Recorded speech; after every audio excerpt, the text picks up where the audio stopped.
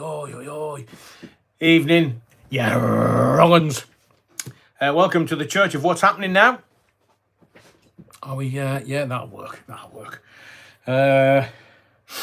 This evening, I'm trying something different. I'm using cold mixture, the kind of, Lemsip thing, to try and stop me from coughing.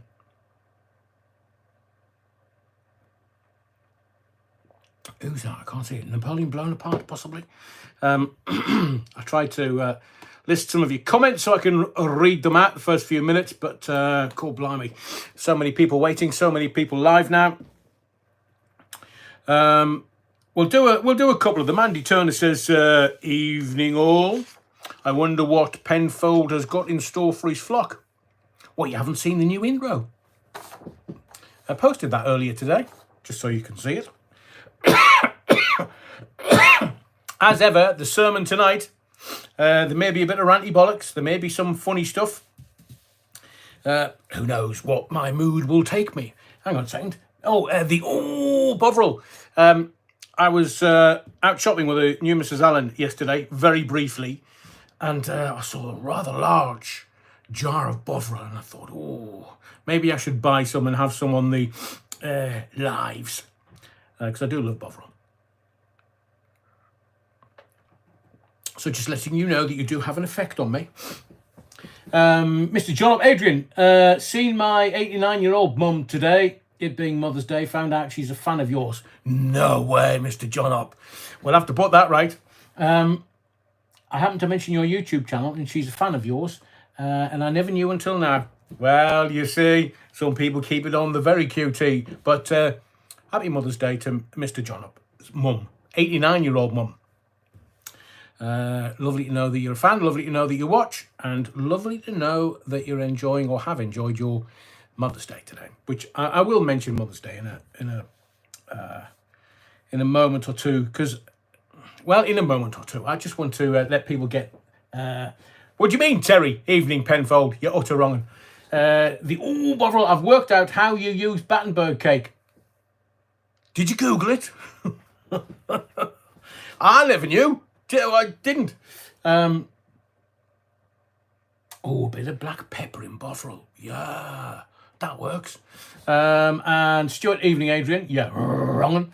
Not the same Stuart, but I want to say thank you to Paul, who emailed me earlier. I'm on it, Paul. Don't worry. It's just things are a bit. We've had a bit of an emergency in the Allen household.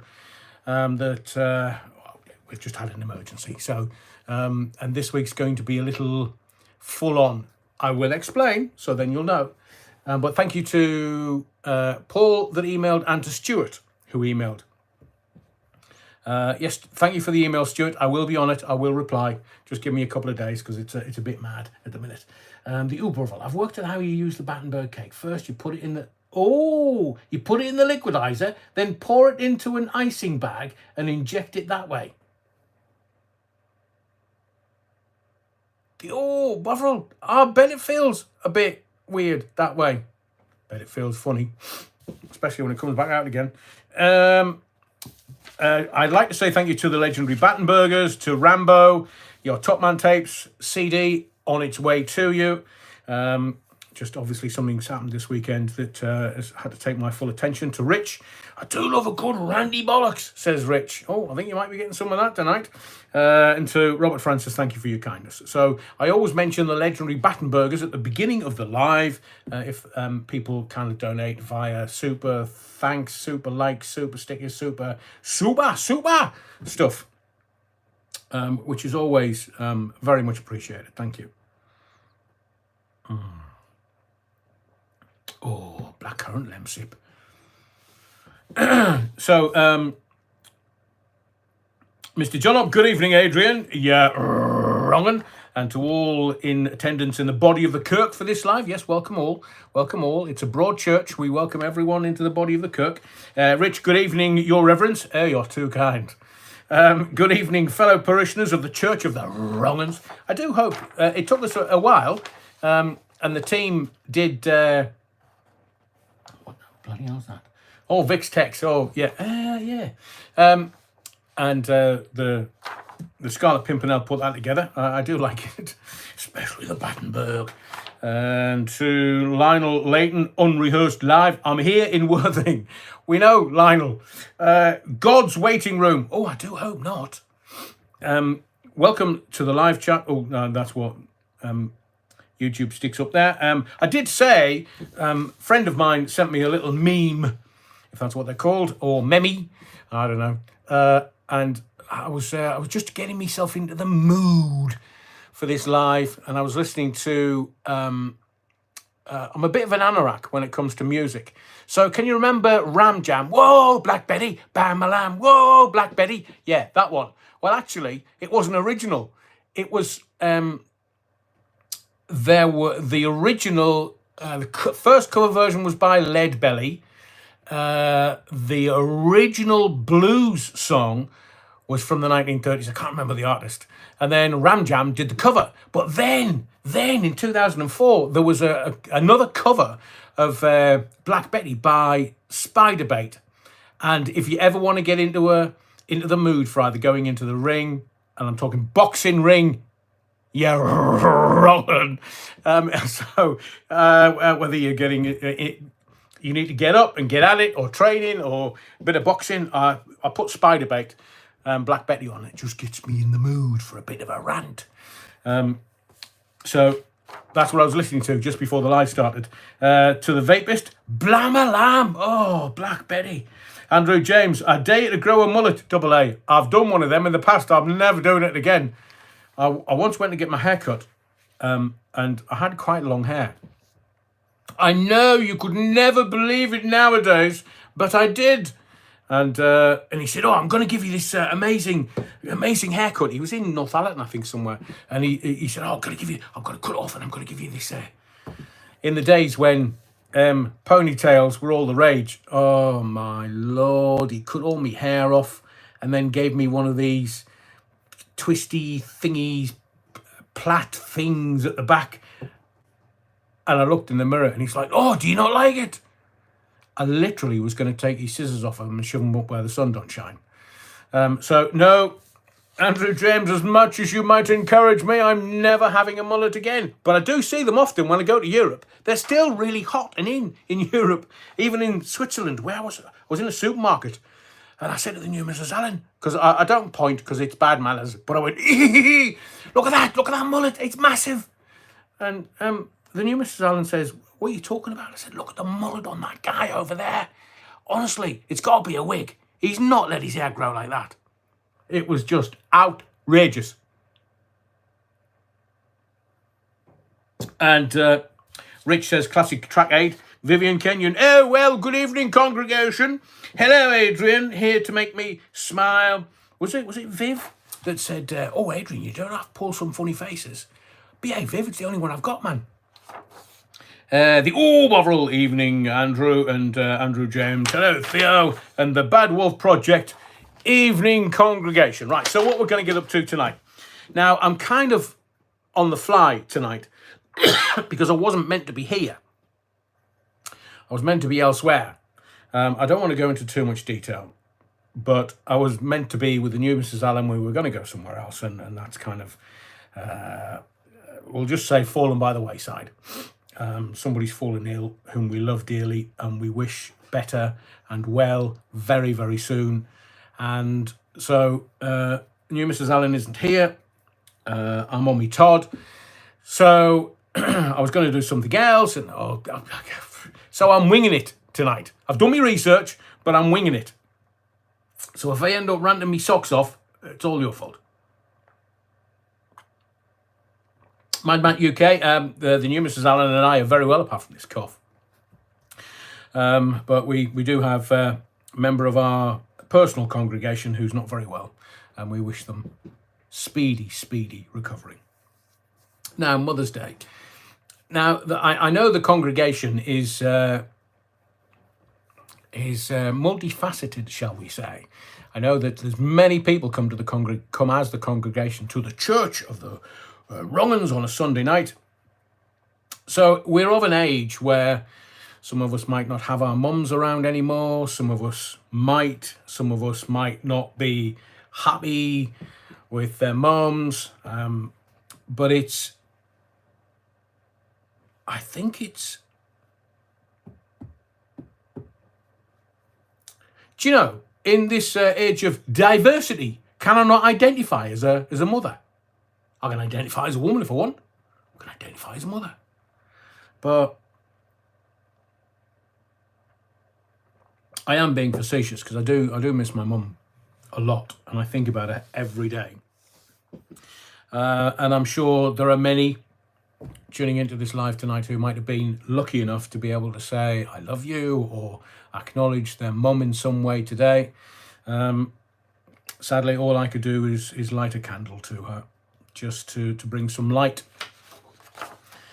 into my day, because I do miss her. She was a very wise woman, very, very wise. And, well, as they say, love is eternal, because the only thing we leave behind here is love. And I love my mum to bits, even though she's not around. So however you spent your day, I hope it was life-affirming and warming, and in some way you could find some comfort in it, and some love, of course, because we all love a bit of love, don't we?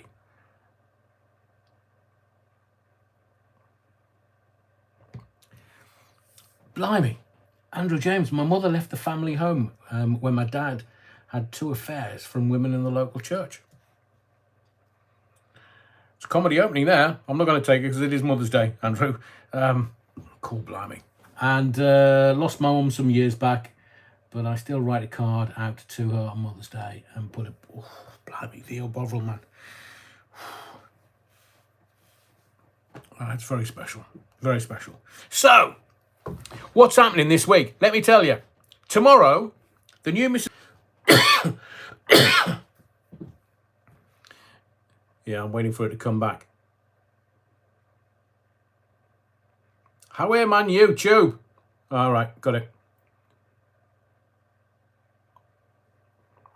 I'm not sure what's going on, but I'm not attached to the Wi-Fi because my Wi-Fi was playing up. It's supposed to be BT's best, obviously not. So tomorrow, the new Mrs. Allen is taking me up the tower. That's not a euphemism before you start. 334 steps up to Big Ben. So I'm going up the Elizabeth Tower tomorrow. Not sure about the timings, but it's I'm going to see the Great Bell, the Big Ben in the afternoon. So hopefully I'll be able to take either little bits of video. I'm not quite sure how and when, because obviously it's a guided tour. They don't just let you go up there. So just some facts about Big Ben that I uncovered earlier today. You know that from the laying of the foundation stone, it took 16 years to complete the Elizabeth Tower. Big Ben returned, so they took it out of action from 2017 to 2022, and Big Ben returned to striking on Remembrance Sunday 2022. Let me give that out. And it's been there since the Palace of Westminster was destroyed in 1934. It's been witness to 7 monarchs, 22 prime ministers, and it's rung in every new year for 160 years. It's almost 100 metres high. I will attest to that when my vertigo kicks in. And I could have ran that in 11 seconds in my youth. 100 metres, you're wrong. So I just thought, tying it in with Mothering Sunday, it gives us, so Big Ben and the Elizabeth Tower, it represents, I think, a constant. It represents stability. It's one of the most famous buildings in the world. It's always been there every day of our lives, and will still be there when we shuffle off this mortal coil. Even on the 10th of May 1941, the Luftwaffe destroyed the Commons chamber and only damaged the south face of the tower. So tomorrow, it'll be Adrian Allen reporting for the BBC from Big Ben for the Live on Wednesday. Well, I say the Live on Wednesday because what Mrs. Allen's also organised for me this week, I've got an invite from my local MP, and we're having a tour of the House of Commons. And you know what happens on Wednesdays, don't you? 12 o'clock. I'm going to be in the gallery watching Rich Boy Caring Understanding 90s type. So if you hear any shouting on the telly and anybody being dragged out of the chamber, it's moi. So we're having a tour of the Commons and PMQs on Wednesday. So it's a fairly full week, and if I can take videos and whatever I can do, I will do for you on this channel. I'll bring them here, maybe the live on Wednesday. So please, on Wednesday, the next live is Wednesday, the 13th of March, dependent on what time I get back and dependent how much the alcohol is in the House of Commons. They say it's very cheap. Want to talk about, so tonight we're going to talk about, we'll check in with the Royals. I mean, it's like Dallas. It's a different episode every week. But this week, we've got some tasty morsels. So we'll talk about weekly Royal check-in. Iron Mike Tyson. I cannot wait. Iron Mike Tyson is going to give a young upstart a bit of a lesson in boxing. I'm going to talk about that. Formula One and Red Bull. Should we talk about that? I think there's more going on than they're letting us know. So we'll talk about that. And, you know, loose lips sink ships. If I end up saying something I shouldn't, I'll blame it on my cold, the flu, and lemship. Oh, by the way, if you want me to ask anything of Rich Boy when I go to the House of Commons on Wednesday, just put me in the chat. Just tell me, and I'll see what I can do. But I am trying to get an MP on this channel. They have agreed to interview. I've just got to scope out the interview and get it sent to them. So I'm hoping to kind of shake hands with them on Wednesday and say hello, and get them on channel, as they see in the north. What else are we talking about? Oh yes, peace in Ukraine.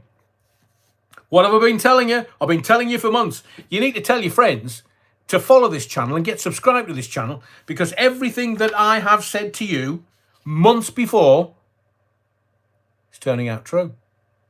Tell you about that in a little while. We'll talk about northern women and northern blokes, because they don't mess about and tell it like it is. I just love them. I mean, I just love them because they don't go about, so to speak. We'll talk about the NHS because of I have an insight from this weekend, and the Irish have absolutely stuck it up their politicians. I mean, proper stuck it up their politicians. In fact, I think they may have told their politicians to bend over just before they did it. You don't muck about with the Irish. You don't. And it's absolutely magnificent. So let's talk about Iron Mike first. 20th of June? No. Hang on a second. I've got my notes in the wrong order. That's why. So Iron Mike, they're 20th of July in Texas. Now I've seen some of Iron Mike's training because I've done a bit of boxing in my time, and know a bit. But I mean, they're saying that, you know, the bits that you see on social media with Iron Mike Tyson, he looks brutal. But they're saying, well, he's 57, and he said, like, you know, I look good on the bag, and then I've got to spend a week in having hot baths because I'm knackered. Well, that's old age for you. But Jake Paul, 27, versus Iron Mike, 57. Tyson's still in training. I've seen some of his training. I wouldn't tackle him. So Jake Paul's going to get a battering in the ring. This kind of inflow of boxing. I know that boxing's finished. Don King kind of ruined boxing for everybody, but and he's still alive seemingly, with millions in his back pocket. But Sly Stone would never get in the ring with Iron Mike. Who said that? Was it Hayden? I don't think he would get into the ring. I said to you in the last live. Speed's the first thing to go-ish, but power never goes. It's always the last thing. You've always got a puncher's chance, and I've seen some of Iron Mike's training over the last couple of days. And they've obviously done the... So Netflix are going to screen it for free. So Netflix are going to pay Tyson and Jake Paul. It's not a pay-per-view because loads of people have Netflix. You've got 6 months, so it's obviously they're looking at subscriptions. But some people are saying Jake Paul can box. Everybody's got a puncher's chance. Everybody. But this is Iron Mike Tyson. Training every day, 6 months before a fight. And I look at, there's an eyeball bit of video. It's only 3 or 4 seconds. And Iron Mike is standing there, doesn't move a muscle. And Jake Paul, you can see, his body's twisted away. He's ready to run. He's literally brown trousering himself when he's looking right into the eyes of Mike Tyson. Because that's not a happy place. It is for Mike, but not for somebody who you're going to take him on in the ring. He's at, what's Mike Tyson, about 5'10"? Jake Paul's about 6'1". He's got 30 years on Tyson. But I'm telling you, Jake Paul's done nothing compared to Iron Mike. And Iron Mike is in a fabulous place with his businesses, with his talks, with his podcasts. The version of Mike Tyson that we see now is in a much happier place. Maybe they're just going to feed him some raw meat before he goes into the ring. But here's the thing. Can you remember in the days when Larry Holmes beat Muhammad Ali? Everybody loved Muhammad Ali. I mean, there'll have been somebody who did, some people who didn't, but some people loved Muhammad Ali. And Larry Holmes beat Muhammad Ali. And everybody, I mean, Larry Holmes is one of the greatest heavyweight boxers. What a jab. But everybody hated him because he beat Muhammad Ali. So can you imagine if, by any miracle of the gods, that Jake Paul beats Mike Tyson? He's going to be hated for the rest of his life because he was the guy that beat a 57-year-old Mike Tyson, Iron Mike Tyson. But I mean, can you remember when George Foreman came out of retirement at 45 and won the World Heavyweight Championship again?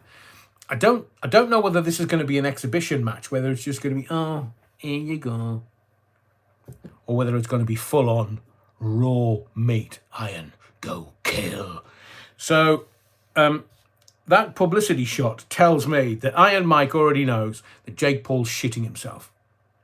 And if you know a man, if you look into a man's soul and you see nothing coming back, you know it's just a matter of time. So Iron Mike I reckon he's got a couple of rounds in him. Not the Roy Jones fight, because that was an exhibition. He let Roy Jones Jr. get away with it. But Iron Mike, I can't wait. Genuinely can't wait. Because I think there's an old joke. Forgive me for the language, but there's an old joke. So Daddy Bull and Boy Bull are standing on the top of the hillside. And the Boy Bull says to Daddy Bull, Dad, look at all those cows down there. Let's run down and shag one of them. And the Daddy Bull turns to the Son Bull and says, no, son. Let's walk down and shag all of them. So that's the difference between the exuberance of youth. You've got Jake Paul, yeah, exuberance of youth.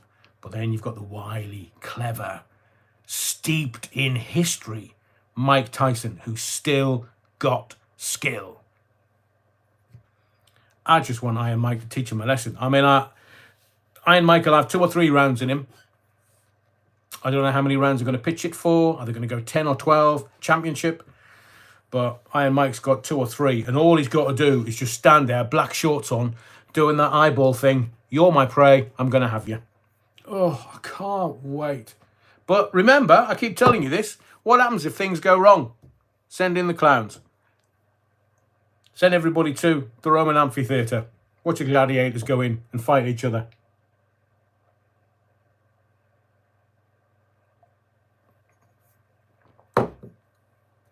Is it money versus pride?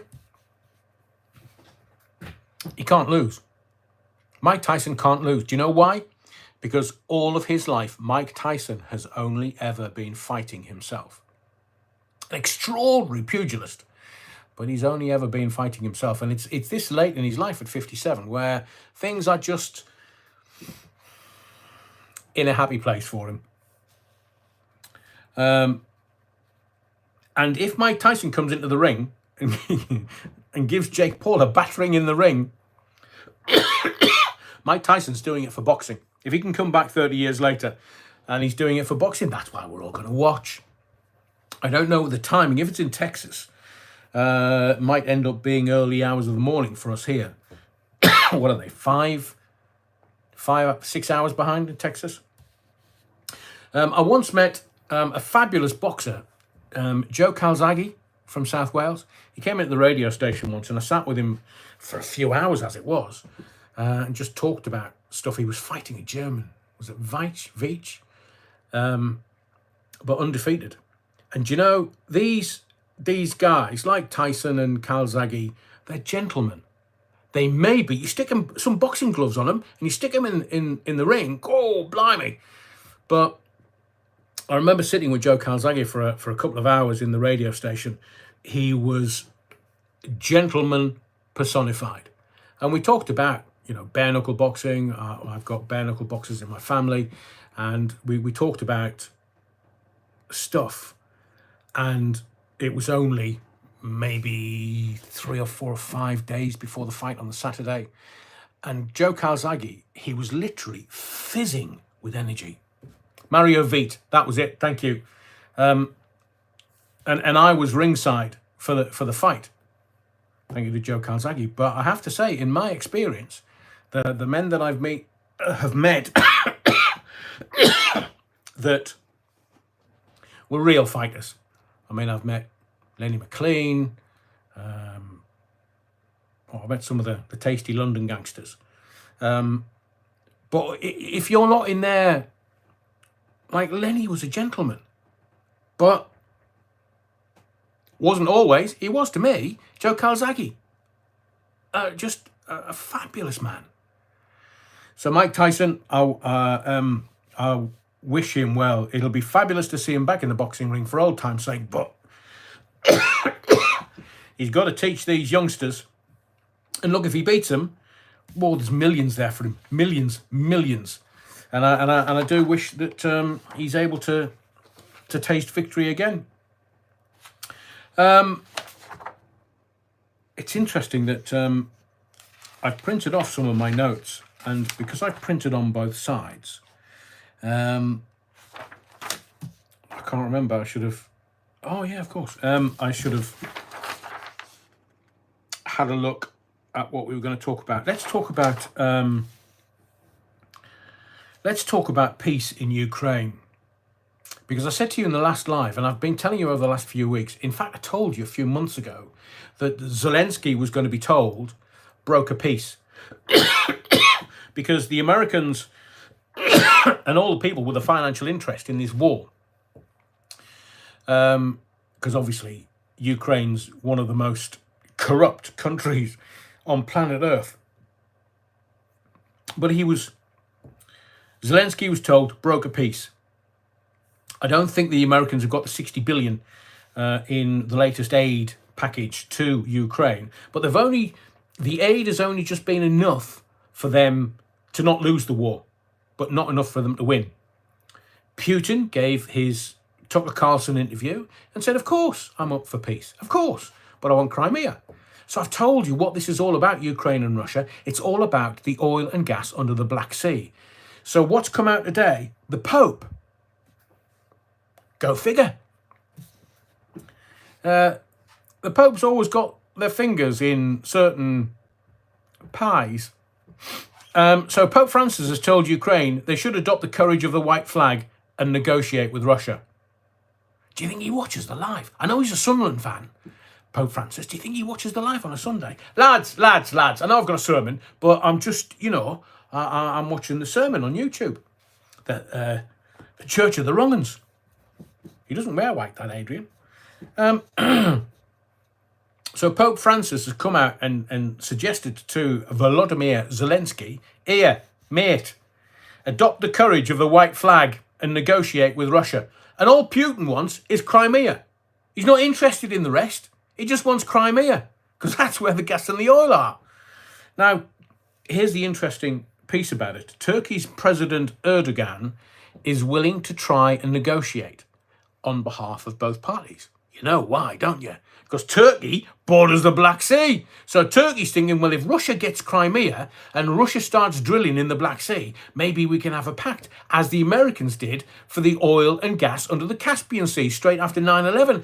If you look at anything that's going on in the world, there is gas and oil behind it. So Russia are looking at the Black Sea and 300 or 400 years worth of gas and oil. The Caspian Sea, this is 20 odd years ago. At that point, there was 300 years worth at current consumption levels, as in 2001, 2002. There was 300 years worth of oil and gas under the Caspian Sea. And Bush and Putin came together, agreed an agreement, and it was the Anglo-Russian pipeline that they wanted out of the Caspian Sea, down through Tajikistan, Turkmenistan, through Afghanistan to a warm water port in Pakistan. Why do you think the Russians invaded Afghanistan in the 80s? So President Erdogan, who's an oldish boy now, I'm not sure what he's doing with his mosques, but he wants to negotiate with the Russians. They all do. Bulgaria, Turkey. Putin wants Crimea. Now just watch. Because I said to you that Zelensky was told to negotiate peace. And they've got all this stuff going on in the Middle East. So it's all about the Black Sea. In time, peace will come. But Putin only wants Crimea. He's not interested in the rest of Ukraine. He wants Crimea. And Volodymyr Zelensky, and it's a direct quote, says he wants peace, but will not cede territory. So the Russians think that Crimea is their territory. Zelensky's not bright enough to extract the oil and the gas out under the Black Sea. It's only the Russians can do that. But sniffy Zelensky, maybe you'd get another 60 billion put in his trouser pocket. But that's what it's about. Just watch. Just watch. If you know what the outcome's going to be, you can just sit there and watch the clowns and watch the entertainment. That's all it's about. Oscars, I'll make a few predictions. This is my personal, I think the best film. Oppenheimer, yeah, great film. Yeah, subtleties. Yeah. But Poor Things by a country mile. It's one of the best films I have seen in years. It made me think, it made me emote, it made me focus on what was going on, because you blink and you'll miss some stuff. And it's so creative and so beautiful to watch. And Emma Stone is, I mean, insanely awesome in it. So my favourite film out of all the Oscar films, I've seen Flowers of the Dead Moon, I've seen all of the nominated films, and Flowers of the Dead Moon's a bit worthy. But Oppenheimer, yeah, great film, enjoyed it, very much enjoyed it. But Poor Things is a standout by a country mile, and if that doesn't walk away with a shed load of Oscars, there's no fairness. But we know that in Hollywood. They're talking about going woke in Hollywood. They're talking about supporting actress may go to a Native American. But what they're trying to do. Anyway, something came to me earlier today while I was just thinking about doing this live. And the Irish had a vote the other day about whether they... the referendum was definition of the family and definition of woman, and turnout was about 43%, so it wasn't great. But the Irish all turned around and went, nope. Speak to the hand, face ain't listening. So the Irish said, no, we're not having that, you're wrong. and the Irish politicians had to listen. But I was thinking, we're going to have a general election either within a month or possibly November. I mean, I stuck my neck out and said it was going to be May. Still could be. So it's Labour have got themselves together for a May election. Starmer stood up and said,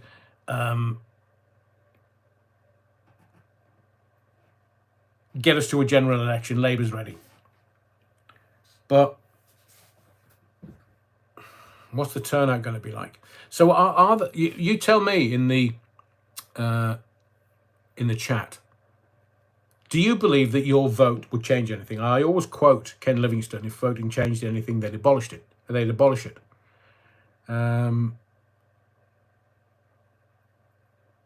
But here's my take on it. I know that gorgeous George Galloway is trying to get another 50 MPs, so he tries to control power from the main parties. I've told you that I believe all the main parties are finished because people just have woken up now. So I'll ask you this. Not if you're going to vote, but what happens if you don't vote? What happens if you don't exercise your vote? Well, I'll tell you. You're going to get what you're given. But so will your children, and so will your grandchildren. So I think it's imperative and important enough for you to vote to protect your children as best you can and your grandchildren. So you can vote with your heart, you can vote with your conscience, but you have one chance, as Eminem once sang or rapped. Vote for your children and vote for your grandchildren and give them a chance, because you know as well as I do, what is going on is they're tightening the noose around us. They don't want us to do anything that they don't sanction. And who do I mean by they? Well, the man, because it doesn't matter who you vote for, the government always gets in. And the government is always corrupt. But you have nothing else. And I do believe that it's your chance to Dave Courtby. Oh yeah, Trump's in. Trump. I mean, look, we'll put the UK general election to one side for a second. In America, Biden got 81 million votes last time, 2020. 81 million votes. So what are they worried about? Yeah, rigged elections part 2, of course. Now, if the Republicans knew how they rigged the elections, there's going to be like 1 billion people voting in America, and there's only 350 million of them.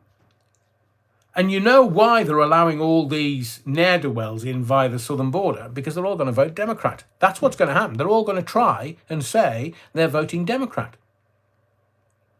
Now, normally in America, the count is really quick. Not if Joe Biden wants to be president. And as I've said before, Trump could have had his second term, and by now, he would have been nearly finished. Yeah, 81 million votes for Joe Biden, that still boggles my mind. I know. Mind you, how he's ever going to get through the presidential debates in November, I have no clue. I mean, I don't know what they're going to have to put him on for him to be able to make it through. But, you know, we're watching an old guy like crumble right before our eyes. So I think Trump's going to get in. They will pull every stunt. And do you know, I mentioned this Black Swan event. And a Black Swan event is something that we didn't expect to happen or see coming. But this Black Swan event, could it be a war on American soil?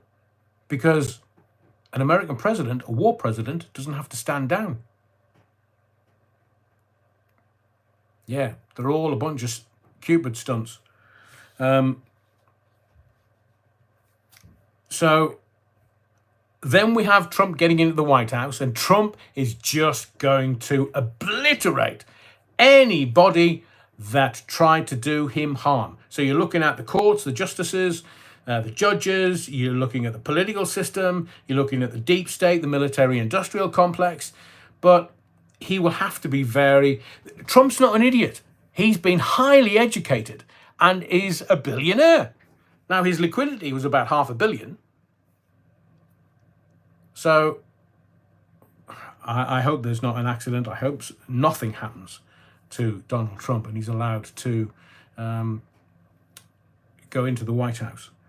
But we have to be very mindful about what's going on in America, because whatever goes on in America happens here. If you look at the Middle East, you had Biden in America straight in there to have lunch with Bibi Netanyahu. And then who was second? UK. Who was third? France. All making money out of it. We've all been over to see Volodymyr Zelensky. They're all making money out of it. So you can't. They're all just bloody corrupt, man. All of them. All of them. There's not one MP that's gone into the House of Commons that's gone, no, I'm fighting for my electorate. I'm fighting for those people that elected me. Well, apart from Gorgeous George, but that's just a matter of time. They've not gone, I'm trying to improve the lives of my electorate. Yeah, it's the old Napoleon Bonaparte. America sneezes, the world catches cold. It is indeed a truism. So I do believe that Trump's going to get in. I'm not suggesting that's a bad thing. I'm not suggesting it's a good thing. But, Lionel says, I'm 89 years old. Oh, fabulous, Lionel. And voted in every election since allowed to. It's my duty. I voted for all three main parties, but not now. I agree with you, Lionel. So you go in with your conscience and you go, okay, what would benefit? Maybe it's me, maybe it's my community, maybe it's my family, or my country. Where's the benefit? And the politicians don't care. Tony Blair, look at when he went into 10 Downing Street. I mean, I remember watching it live on TV, dragging his missus around Downing Street, and everybody's clapping, and nobody knew what was coming.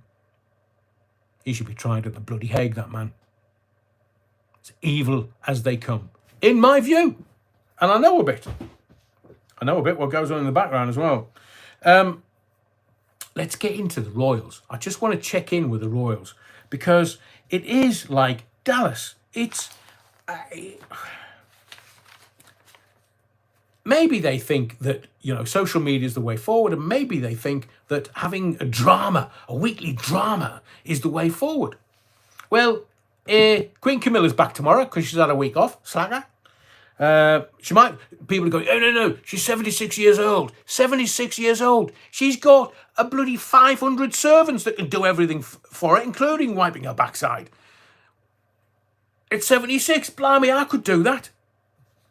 I hope I am at 76, but I wish I had 500 servants. There's a legion of them, an army of them. And looking at King Charles, he's not a well puppy. It's just...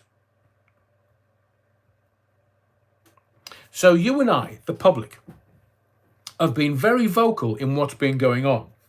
So Camilla's gone off. She's been off for a blood wash.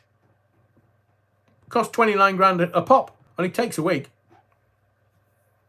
Because you can guarantee that a member of the royal family gets cancer. They're gonna get the best treatment. They're gonna have the most eminent surgeons and doctors the world can provide, because money is no object. They will want the best. Maybe the best have turned around and said, we need to get that protein spike out of you, Your Majesty. How can we do that? Oh, blood wash.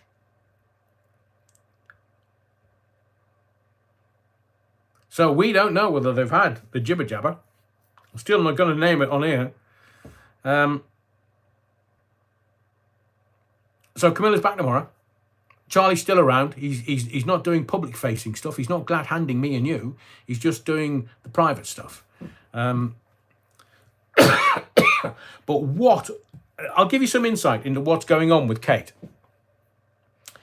It's either going to be a hysterectomy, and that's for her and her privacy. She doesn't have to tell the great unwashed me and you what's been going on with her. She doesn't. She can keep it to herself.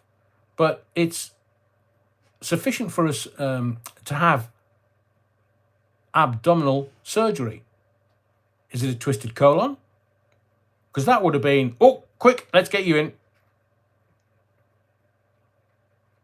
But it's something. But I don't know what sits with me all of the time was there was an investiture that William, Prince of Wales, did. And he had massive black circles under his eyes. He came in and he was rocking on his feet.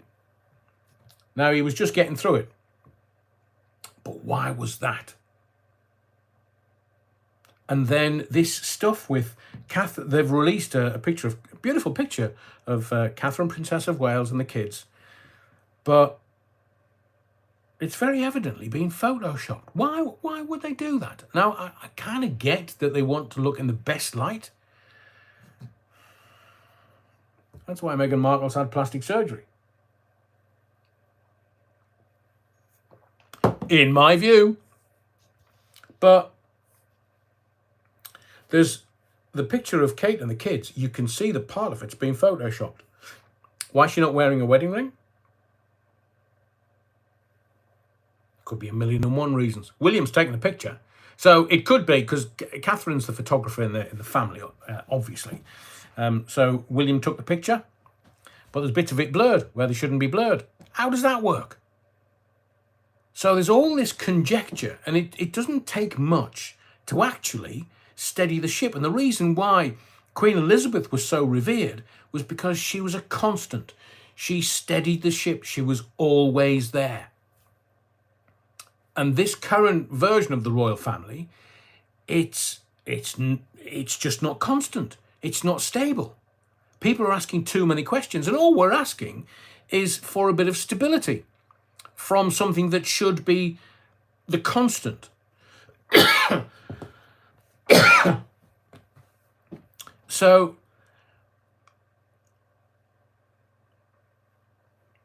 So we've had Charles not looking very well. Look at his eyes. Look at the pictures that they released. But look at how swollen his hands are now. They're even more swollen than they were before. That could just be the cancer treatment.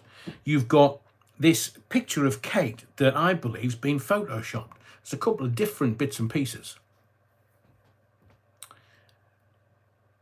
And then James Hewitt. Now, are you like me? Did you think that he was going to be in Australia? It was very clever to say that he'd gone to Australia and was living in Australia. Of course, he's not. He's living in Devon. He's living at his mum's 2-bedroom flat in the Devon village of Farringdon, according to my sources. Now, I thought he was in Australia. He's got 64 letters that Diana sent him while he was in Iraq. And some people are arguing, well, they're still copyright in the possession of Diana, and at one point he wanted 10 million for the letters. He's been around a few of the he's been to a few of the auction houses, and one of the American auction houses has taken it on, and they want to sell them for $1 million. I think that's the reserve. But this has been going on for years. It works out at $1 million, £780,000 UK sterling. But you see, I'm kind of torn. One half, it's a bit grubby. Just keep your letters, mate. But if he's got no cash, if he's struggling financially, if he's living with his mum, and he might want to look after his mum, Devon's a nice place to be with £1 million.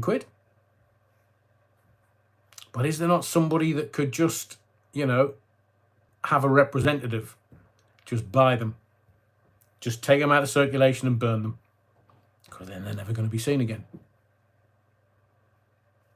I mean, young William, he's a billionaire now. He can afford $1 million. Or just have a representative pick them up. But it just all appears a bit grubby. Just a bit grubby. And then there's... What I find interesting is everyone is talking about... Have you been reading in the newspapers about this Vegas dominatrix? Is basically threatening to publish nude photos of Prince Harry. I mean, you know, I'm not quite sure what his personal protection squad was doing, but they obviously weren't taking great care of him because he went into Vegas. I mean, I've seen the photographs of him standing there covering up his sphericals naked. In fact, if I do a video over the next couple of days, I'll stick that picture on there if you've never seen it so you can see it. I mean, they were all over the tabloid newspapers. But no one seems to be asking why she's selling them and how she got them and in what context did she get these photos in the first place. Was she paid to take them?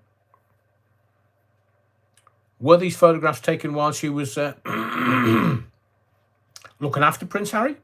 If you catch my drift. Now, if so, this makes more sense on how he ended up with Meghan Markle. Stay with me. We're going down the Frank Boff route. So, in my opinion, Meghan Markle gives off dominatrix vibes. Now, you know, horses for courses is not illegal. Do whatever you want.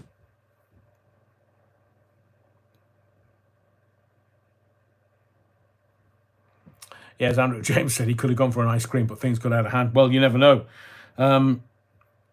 But maybe that's, you know, that's his vibe. That's what he wants. He just, he likes women that are a bit, you'll do what I tell you. But as the masochist said to the sadist, whip me. And the sadist says, no.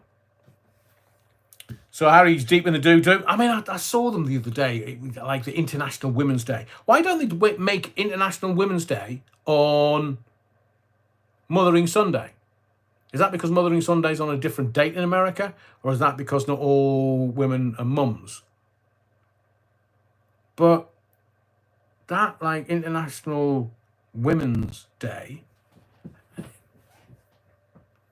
Yeah, Harry definitely wants the Battenberg. I'm sure he's already had the Battenberg. No wonder it's getting scarce. Can I tell you a story about a good old northern girl? If I can find my notes quick. So, you know this Angela Rayner story where, and this, Thatcher did it in the 80s. She allowed people to buy their homes, their council homes, with discount. The reason why she did that was because a striking man you can't control, or woman if you wish. So what they did was they made sure that any working man or woman would have a mortgage which would tie them to making sure they wouldn't go on strike. So not only did Thatcher try to kill off the unions in the 80s, she also tied the man and woman on the street to have a mortgage. Gave them discount. And Angela Rayner, seemingly, she said that she lived apart from her husband for the first 5 years of her marriage. How does that, just tell me in the comments, how does that work? If you marry somebody and you live apart from them, you've just been married and you live apart from them for 5 years, then you, Mrs. Allen, would chop off my sphericals. Oh, no, I want to sleep apart. You're not doing that. Oh, I'm going to have my own house. No, you're not doing that. I can't see anybody in their right mind having two houses literally within a mile of each other, and yeah, we're living apart. Now, that's just the cynical old tart in me. But Rayner had 5 years of her marriage, first 5 years of her marriage, but by saying that, she could avoid paying a capital gains tax bill when she sold it, and she trousered £48,000 profit. Nice. Now, the reason why I wanted to mention Northern Women, because there's an 83-year-old neighbour, and I'm quoting directly, because they don't bugger about, because they're, 83-year-old, don't care who listens, don't care who thinks I'm a bit batty, I just don't care, I'm 83. And she said about Angela Rayner, if she is saying she didn't live there, she's a foxtrot liar. Now, that's a direct quote from the former neighbour of Angela Rayner in what feels like the beginning of the end for Labour's deputy leader. So, as I said to you earlier before about your voting, which way you vote, I've told you. Does Keir Starmer scare you yet? Because we know the Tories are finished. We know the Lib Dems are also ran. We know Reform are a joke. It's like, who the hell do we vote for? We have a vote. Where do we put that cross? So the neighbour in Lowndes Lane, Stockport, is an old bird. She's got an old bird's name. Brilliant. Sylvia Hamilton, 83. She told the Mail on Sunday that Rayner is a liar. As she said, she lived there for 6 to 7 years and full-time from 2009 to 10. She says, look, I saw her all the time, man. Her mum would come and visit a lot. This was her home, Lowndes Avenue. That's not the one that she said she lived in for 5 or 6 years. That's not the one that she sold for all the money. It was the other one, not Lowndes Road. Lowndes Road was where the husband lived. It's where Angela Rayner lived, according to the neighbour. Sylvia Hamilton. She said, oh, Angela lived here as a family with Mark. Don't care. And the 3 kids, her son was partially blind, so she used to have a blue badge in the car. I remember as she got a grant to do up the house because of her son, they had the curb lowered so they could drive their car straight onto the driveway. I love Northern women. Tell it like it is. Don't pull your punches, Sylvia. So it's kind of important because if Rayner is lying, she would have to pay extra capital gains tax of about 1,500 quid. Plus, she'd be the subject of a criminal investigation for declaring the wrong residence on the electoral roll. Bloody politicians, I've told you before. How can you tell when a politician's lying? Their lips move. So, more importantly, if she lies about this stuff, how can you believe a word when she's running the country?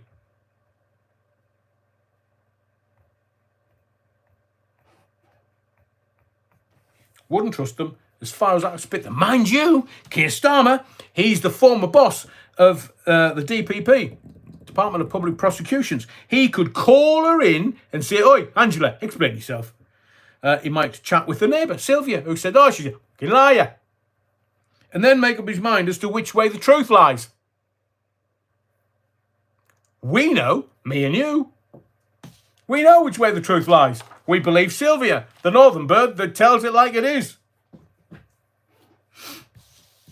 Let me tell you my story about the NHS, and then we'll get to Formula One. I'm gonna dance around a bit, but I want to give you the essence of this story. I've told you before that the NHS is finished. I've told you many times on this channel the NHS is done. You are going to the American model, and you will have to have insurance, medical insurance, to get any treatment from what is becoming a private concern. The only thing that you will get free eventually is A&E. Everything else you will have to have insurance for. Now, as I say, I'm not going to give you everything because this is private, but I want to sort of give you the essence of it, because this is the road we're going down. So someone I know was blue lighted into hospital for a suspect aneurysm.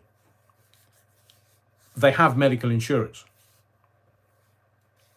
but they were told unless they could get authorization from their medical insurance, they would have to stay in an NHS hospital.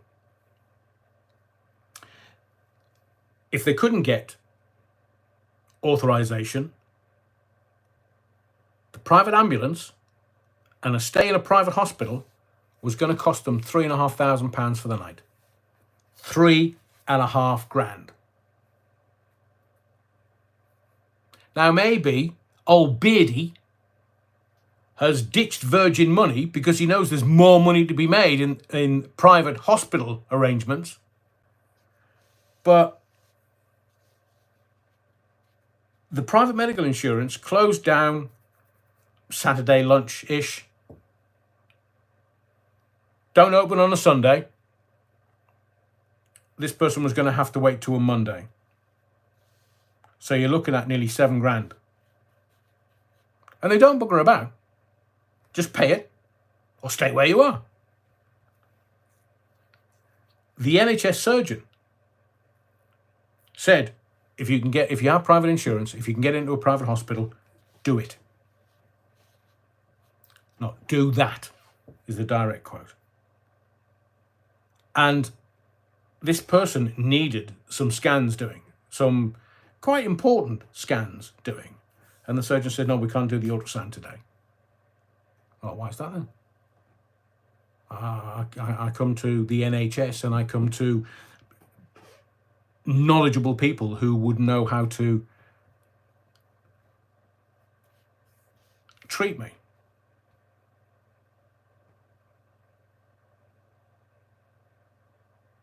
No.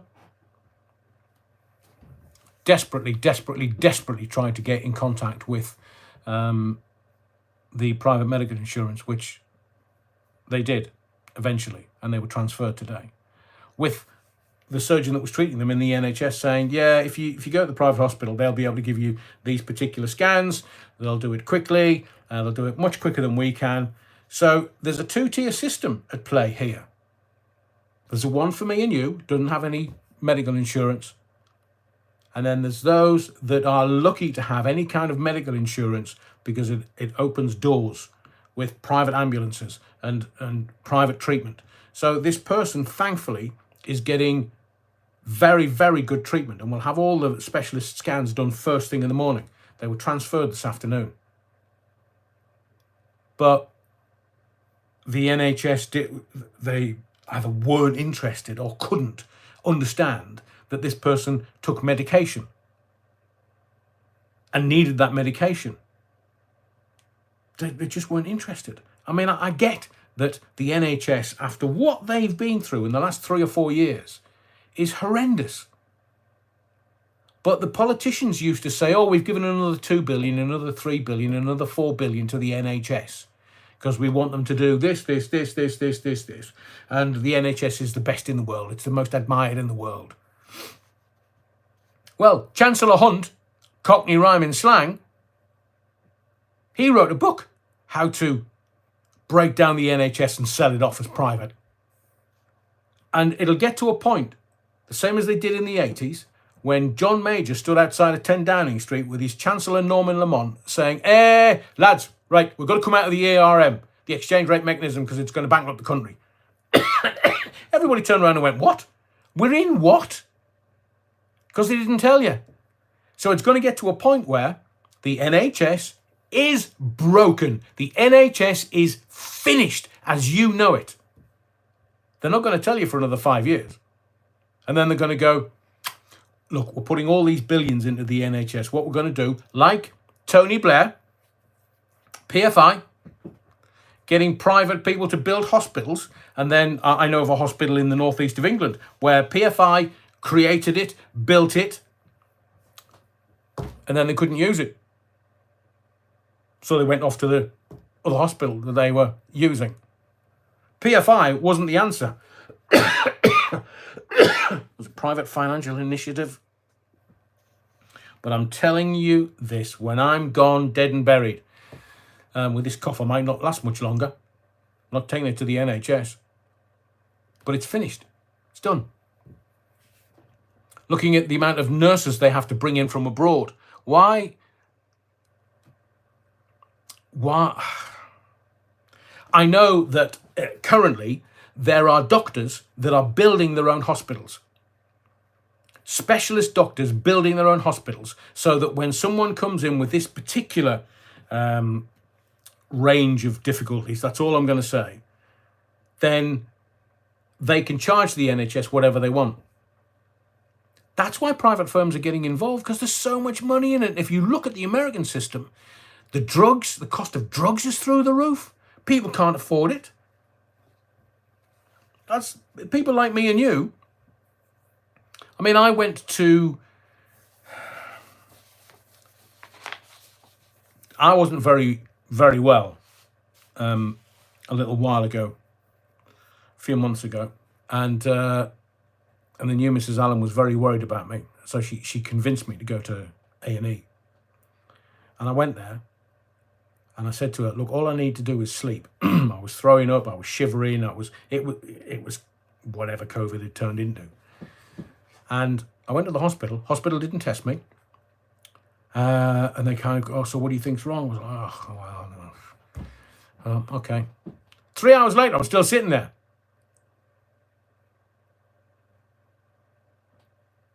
And I just said to the new Mrs. Allen,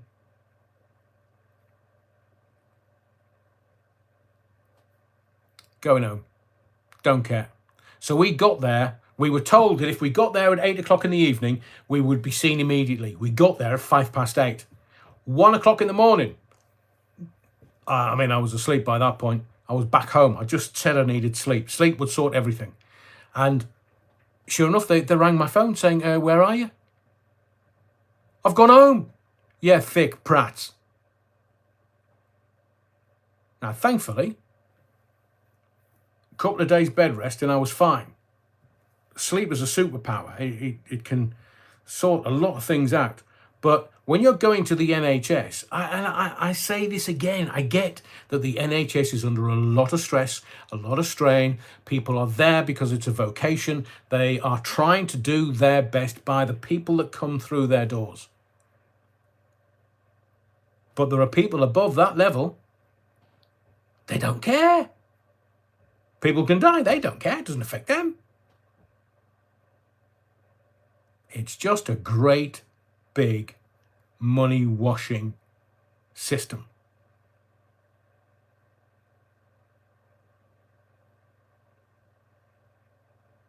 And after my knowledge this weekend, that's all I'm going to say.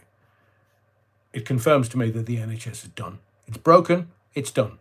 And it doesn't matter how many sticking plasters we put over it. It doesn't matter how much money we throw into the system.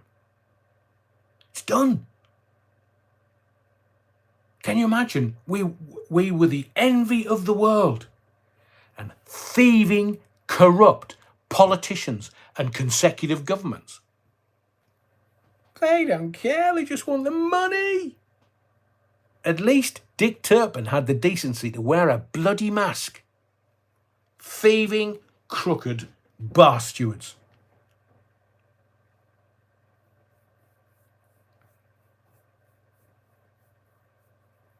I mean, even Casualty, they're talking about Casualties getting the chop in 2 years for the 40th anniversary. And the BBC's had to come out and go, no.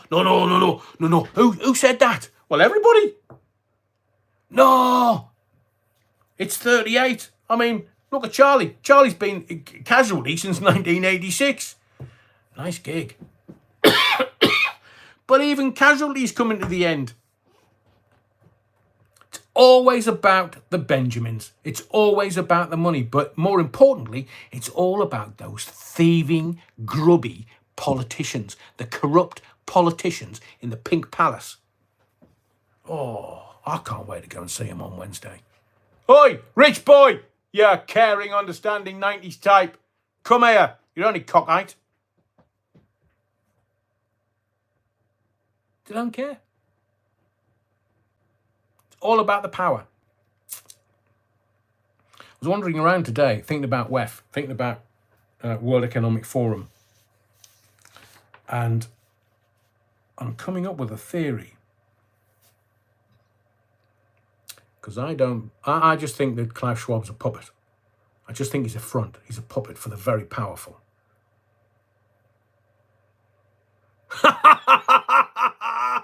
Yeah, I could do, Andrew. Hand Rishi a box of Tampax. Oh, that would be too funny. I literally wouldn't stop laughing for months. Because he's an irritating... No. No, I've got a load of gags going through my head that I can't really repeat because, you know, taste and decency. Let's talk about the Horners very quickly. I didn't think I would get through all of this. But Red Bull. Are you following this story? Formula One, Red Bull and the Horners, or is that the Hornies? So Jerry's pictured with a Christian, not very Christian-like, at the Saudi Arabian Grand Prix this weekend. And Max Verstappen's dad, he's still hopping mad.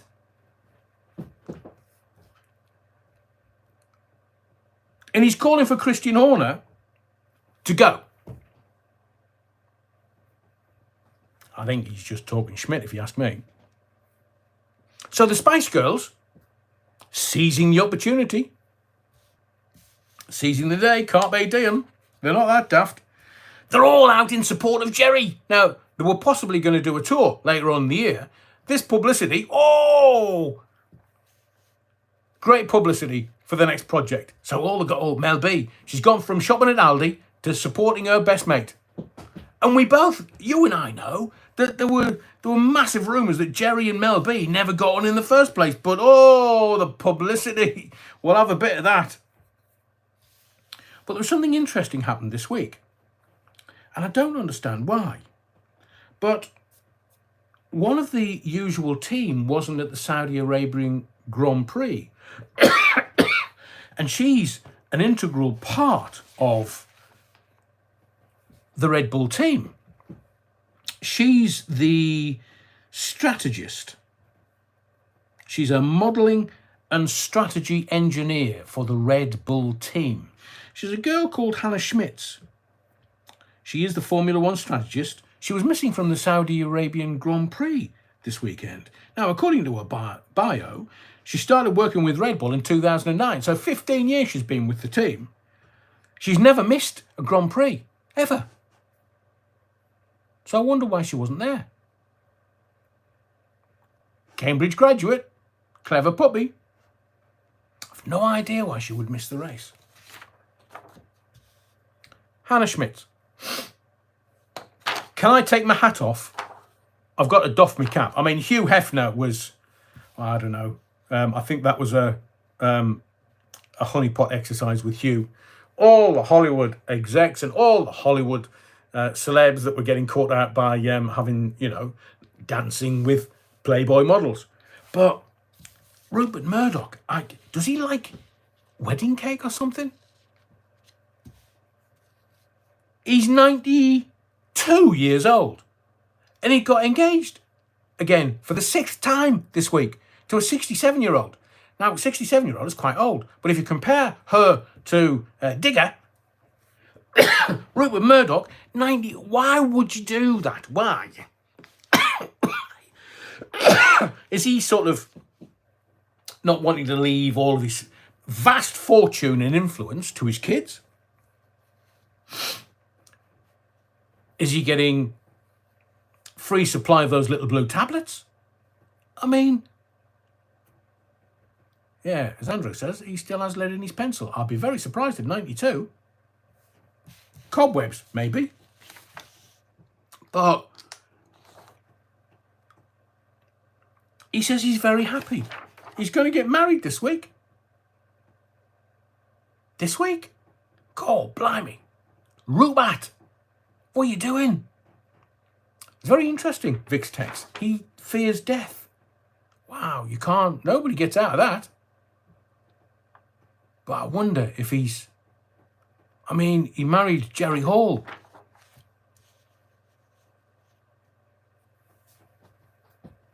And was it Wendy Deng?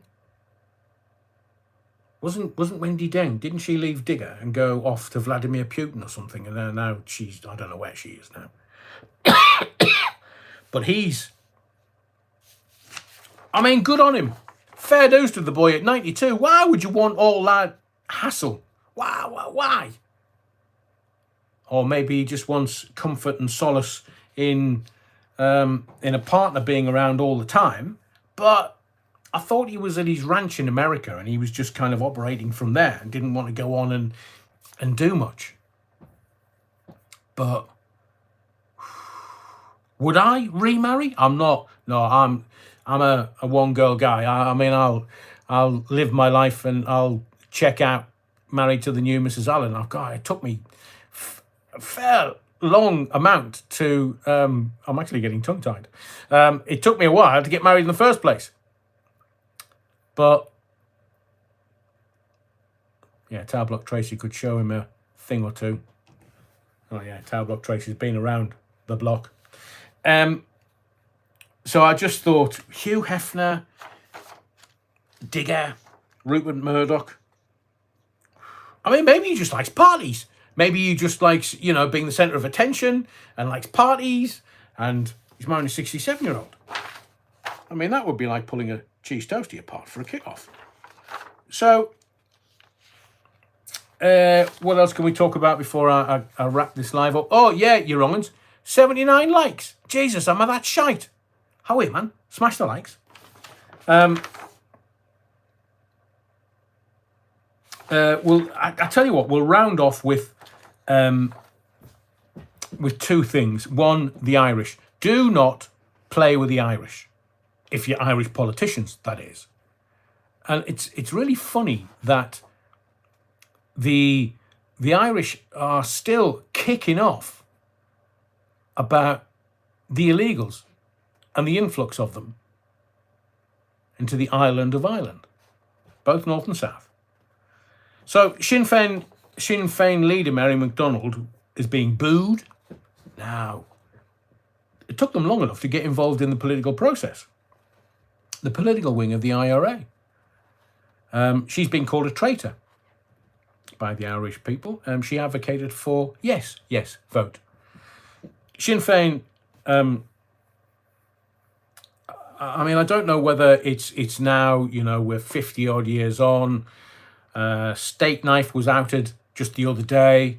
I mean, this is really deep stuff in the history of the island of Ireland.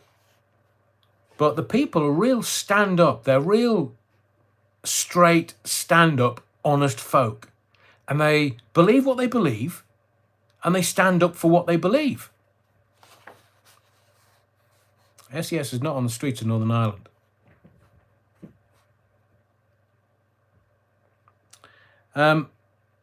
So the white ballot asked if voters accepted or rejected the 39th Amendment of the Constitution Bill, otherwise known as the Family Amendment. The green ballot asked voters to accept or reject the 40th Amendment of the Constitutional Bill or the Care Amendment. Currently, the Irish Constitution says mothers should not have to go out into the workplace to the neglect of their duties at home. That's real traditional stuff. And I don't know whether any of the English or the Welsh or the Scots or would want that kind of family unit together.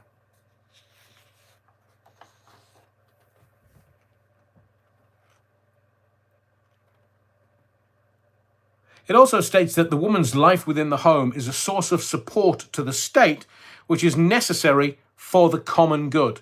So those that were voting against what the politicians were trying to bring in believed that women staying at home was for the common good. The amendment asked for both of these articles to be deleted and a new text to be added saying the state shall strive to support the provision of family-based care.